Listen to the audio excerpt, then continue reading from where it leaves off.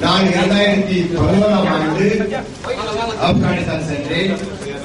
அங்கு JRS என்ற S சபை புலம்பெயர்ந்தோர் பணியானது 2005ஆம் ஆண்டிலிருந்து அங்கு உள்ள குழந்தைகளுக்கு கல்வி கல்வி கடைசி வரை பார்த்தால் அங்கு இருக்கக்கூடிய தாலிபான்களில் எவராது ஒருவர் என் மீது பாசமாக இருப்பார்.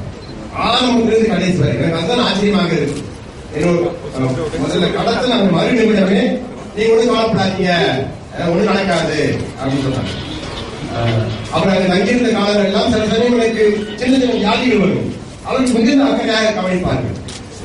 சாப்பாடு நீங்க ஆப்கான் மக்கள் மாதிரி இருந்தவங்கள திறந்தவர்கள் இருக்க முடியாது, தாராளமா தருவாங்க. சில சமயம் நாங்க இருக்கக்கூடிய இடம் ரொம்ப சிக்கலான பகுதி.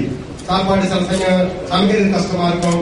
அதனால சில சமயம் பட்டினியா இருக்கும். அவங்களுடைய மக்களுடைய மனநிலையால பட்டினியா இருந்தது கிடையாது, பட்டினியா இருந்தது. அதனால காரணம் அவங்களும் சேர்ந்து பட்டினியா இருந்திருக்காங்க, 2 பேரும் சேர்ந்து பட்டினியா இருக்கும். அப்படித்தான் மற்றபடி என்னை பட்டினி போட திட்டம் அவங்களுக்கு கிடையாது. உடம்பு குறைஞ்சிருக்கிறேன், உடனே சாப்பாடு கொடுக்கலாம்னு நினைப்பு வரலாம்.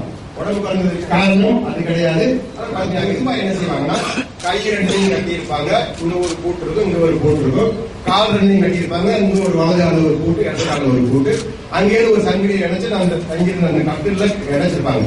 அப்ப ஒரு ஆட்டை 5 கூட்டு உள்ள சாதித்தால் கடத்தினாங்க, எப்படி விடுதலை செஞ்சாங்க அப்படிங்கறதுலாம் தெரியாது. ஆனா ஒண்ணு மட்டும் தெளிவா தெரியும், இது காசு என்னை திருப்பி கொண்டு வருவதற்கு காசு அவர்களிடம் போகவில்லை என்பது மட்டும்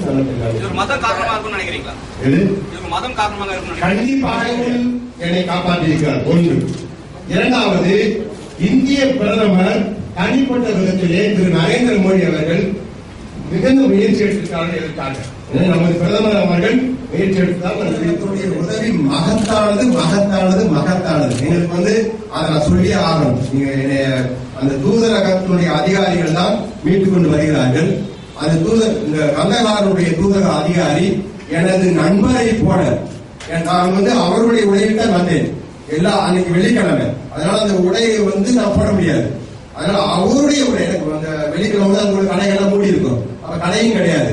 அப்ப அவருடைய சட்டை, அவருடைய பேண்ட், அவருடைய ஷூ எல்லாமே அவர் தான் கொடுத்தார். அதனால அது உண்மையிலே இந்திய அதிகாரியை நாம் பாராட்ட வேண்டும். ஒரு ஆபத்தான சமயத்திலே தனது தம்பியை கூட என்னை அவரது தம்பியை கூட மிகுந்த ஆறுதலாக நடத்தினார். என்னோடு மனம் விட்டு பேசுவார்.